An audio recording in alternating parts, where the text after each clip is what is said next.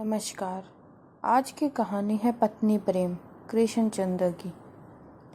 मान्यवर संपादक जी, क्षमा चाहता हूँ कि इस बार आपके दिवाली अंक के लिए लेख न भेज सका।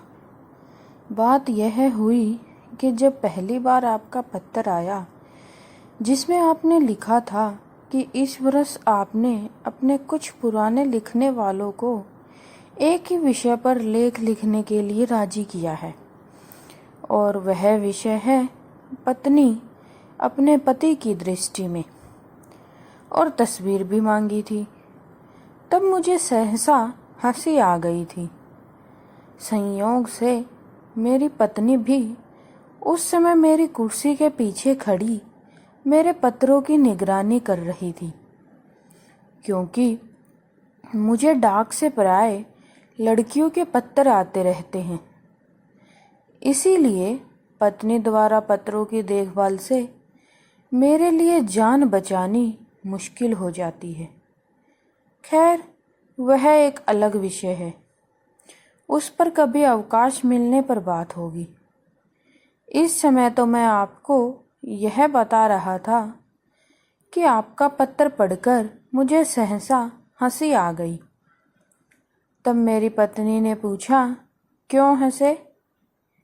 मैंने कहा, यह एक संपादक महाशय हैं जो पत्नी पर पति की दृष्टि से एक लेख मांगते हैं और तस्वीर भी चाहते हैं। किसकी पत्नी पर, किसके पति की दृष्टि से लेख मांगते हैं? उसने तुरंत पूछा। मैंने कहा, यदि किसी दूसरे की पत्नी पर लेख मांगा होता जब तो तुम तुरंत लिख देते। वह बीच में ही बातें काट कर बोली, जरा ठहरो, मुन्ना रो रहा है, मैं उसको 2 तमाचे लगाकर अभी आकर तुमसे बात करती हूँ। जब वह वापस आई तो मैंने कुर्सी जरा परे खिसका ली। वह बोली, हाँ, अब बताओ। मैंने कहा, वास्तव में मुझे तुम पर एक लेख लिखना है, अपने दृष्टिकोण से। इसीलिए मैं हंस रहा था कि ये भले मानसी संपादक इतना भी नहीं जानते कि विवाह के बाद पति का दृष्टिकोण भी वही हो जाता है जो पत्नी का होता है। फिर वह बेचारा जो कुछ भी देखता है, अनुभव करता है, बात करता है, आता है, जाता है, खाता है, पीता है, चलता है, बैठ जाता है और बैठकर चलने लगता है, वह सब कुछ उसकी पत्नी के दृष्टिकोण से ही होता है। अलबत्ता विवाह के पहले पति का एक दृष्टिकोण होता है, लेकिन विवाह के बाद प्राय समाप्त हो जाता है। केवल दृष्टि रह जाती है। कुछ समय के बाद दृष्टि भी चली जाती है और केवल कौन ही कौन रह जाता है। मेरी पत्नी ने बड़ी गंभीरता से पूछा, क्या ये संपादक महोदय कुंवारे हैं? मैंने आश्चर्य से पूछा, तुमने कैसे जाना? उसने मेरे प्रश्न का उत्तर न दिया। बोली, शक्ल सूरत कैसी है? देखने में तो अच्छा है, लेकिन कमाता क्या है? वह मेरी बात अनसुनी करके बोली, 300 रुपये मिलते हैं। 300 तो बहुत हुए। तुमने तो किसी महीने मुझे 250 रुपये भी ला के नहीं दिए। तुम अपनी लड़की के विवाह की बात उससे क्यों नहीं करते? भले मानस, मैंने चकित होकर कहा। वह लेख मांग रहा है, मैं उसे अपनी लड़की दे दूं? इस तरह से तो वह साल में 3-3 बार विशेषांक निकाल लेगा। मजाक मत करो, वह गुस्से से बोली। घर में जवान जहान लड़की कुंवारी बैठी है और तुम्हें उसकी सुध नहीं है। जब देखो बेकार कलम चलाया करते हो। मेरे तो भाग्य ही फूट गए हैं। और वह अपने आंसू पोंछते हुए मेरे कमरे से बाहर चली गई। 2-3 दिन तक मेरा मूड भी बिगड़ा रहा। कई बार आपका लेख लिखने को बैठा पर कलम चली ही नहीं। चौथे दिन आपकी सहायक संपादिका मुझसे लेख मांगने आ गई। मेरी समझ में यह बात नहीं आती कि जब आप एक नौजवान और सुंदर लड़की को सहायक संपादिका रखते हैं तो उसे विवाहित लेखकों के घर क्यों भेजते हैं और लिपस्टिक पाउडर आदि से सुसज्जित करके क्यों भेजते हैं।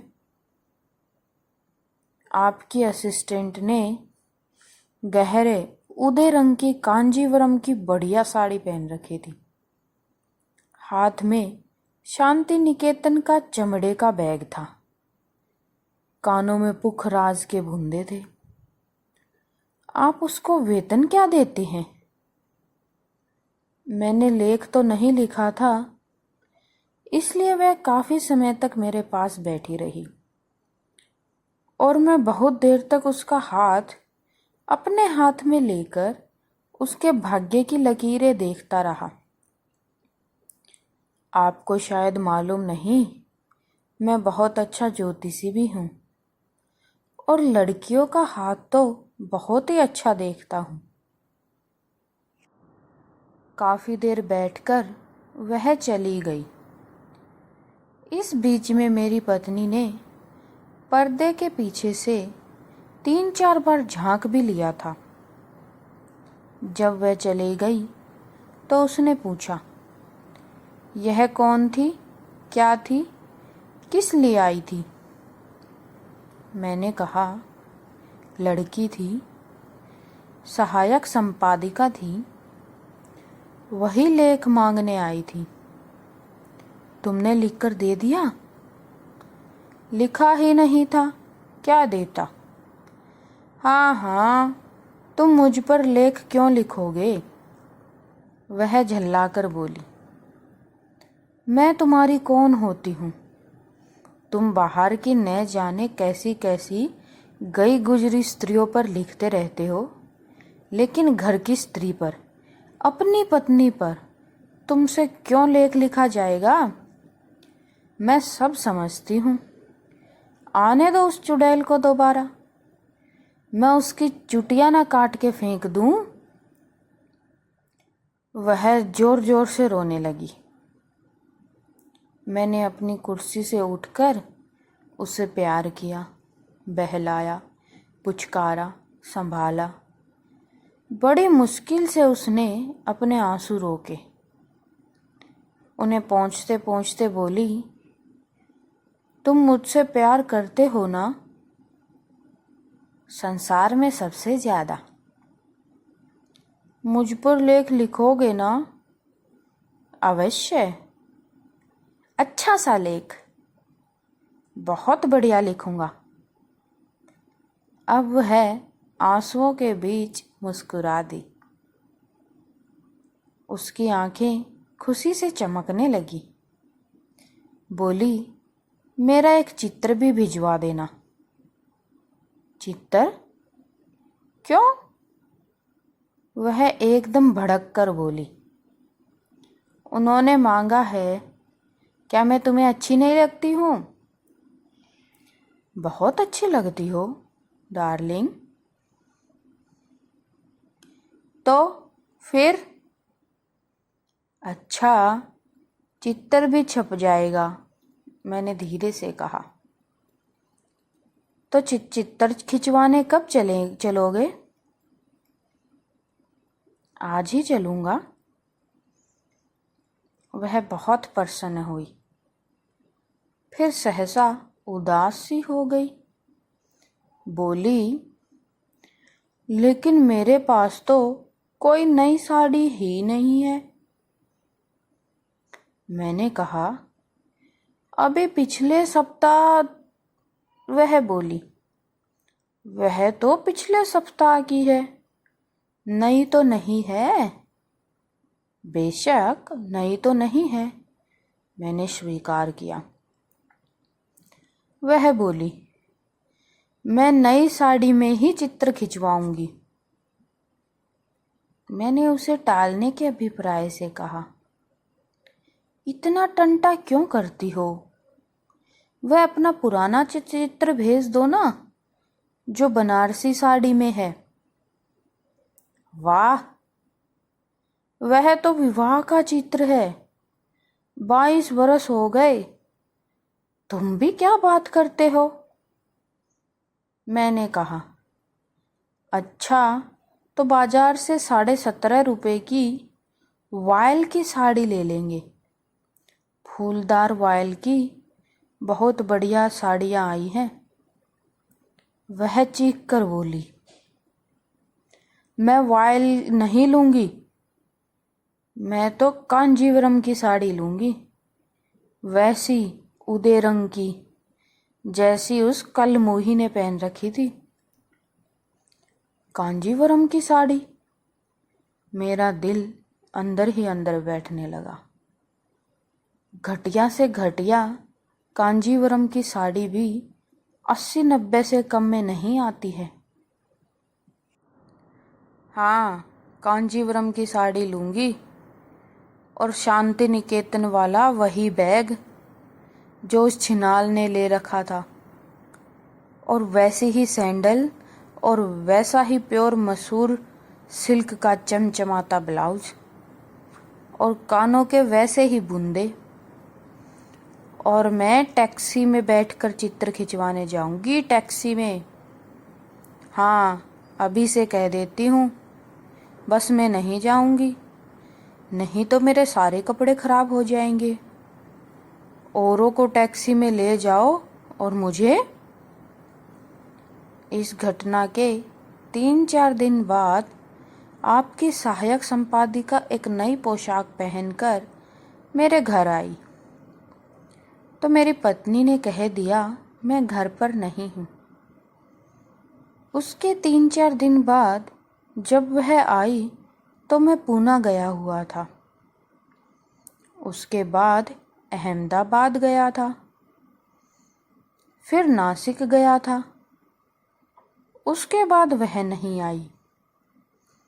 उसने सोचा होगा, नासिक जाके कौन लौटता है, तीर्थ धाम जो है। लेख तो मैं लिख नहीं सका, पत्नी का चित्र भेज रहा हूँ। विज्ञापनों के किसी पृष्ठ पर छाप दीजिएगा, साथ ही बिल भी भेज रहा हूँ।